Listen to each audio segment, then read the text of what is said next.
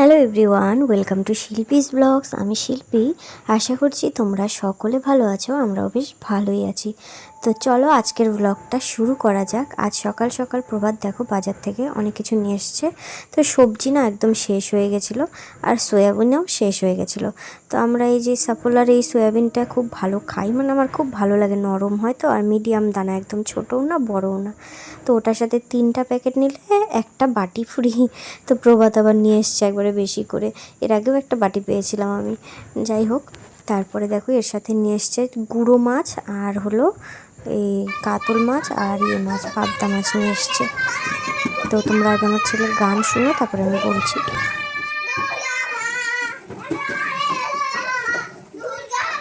তো দেখলে তো আমার ছেলের আর ওর বন্ধুর হলো গান। ওই বাচ্চাটা আমাদের পাশের বাড়ির। তো দুইজন মিলে আজকে খেলতে খেলতে এমন গান শুরু করেছে কি বলবো আর।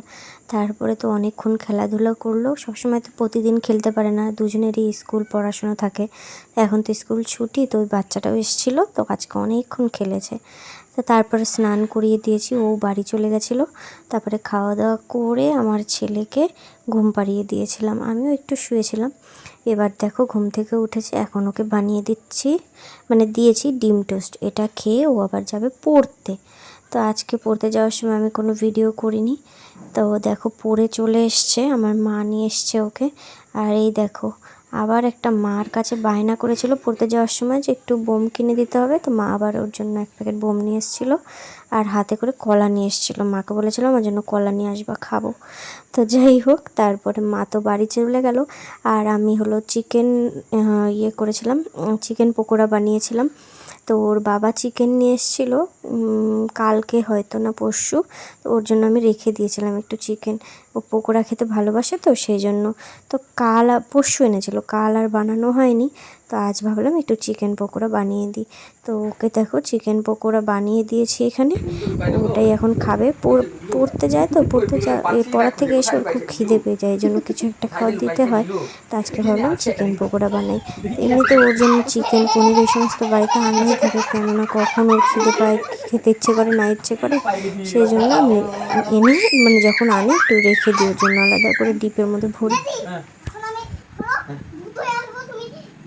ঠিক আছে, যা তখন কিন্তু এখনো ঘুরবি না। যখন আমি তোকে ঘুরতে বলবো তখন ঘুরবি। আমি লুকাবো আগে, তারপরে ঠিক আছে?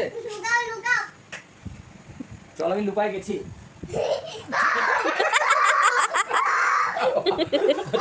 তো এদিকে দেখলে ওর বাবাও কাজের থেকে চলে এসেছিলো। তারপরে দুইজনে মিলে শুরু করে দিয়েছে খেলাধুলো, এগুলো চলতেই থাকে।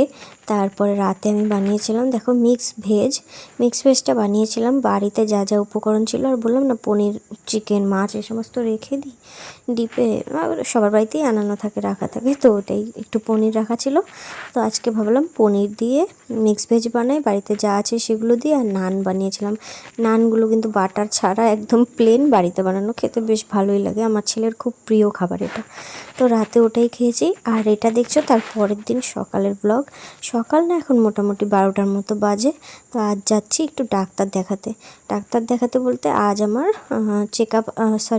ইউএসজি আর হচ্ছে ব্লাড টেস্ট আছে, সেই জন্যই যাচ্ছি। তো ডাক্তার ডেট দিয়েছিল, আজকে ডেটেই যেতে বলেছিল।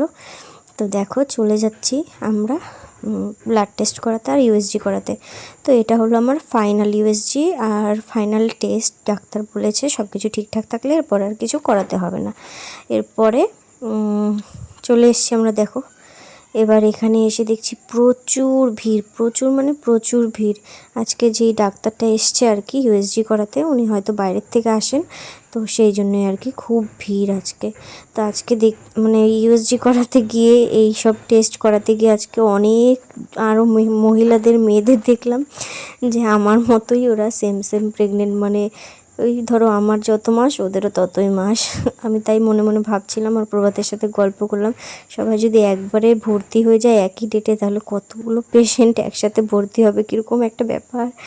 যাই হোক, তারপরে ডাক্তারের কাছ থেকে টেস্ট করিয়ে চলে এসেছিলাম একটু ফুচকা খেতে। খুব ফুচকা খেতে ইচ্ছে করছিলো, তো সেই জন্য।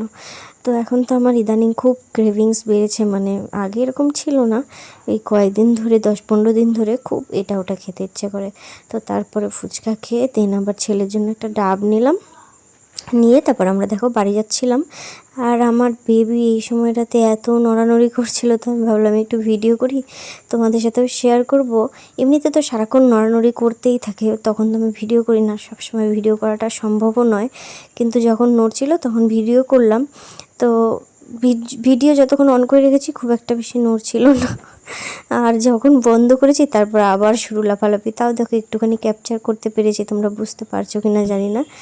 তো তারপরে বাড়ি চলে এসেছি। এবার ছেলেকে আজকে রেখে গেছিলাম মার কাছে, তো ছেলে খাওয়া দাওয়া করে ঘুমিয়েছিল, আমরাও ফ্রেশ ফ্রেশ হলাম।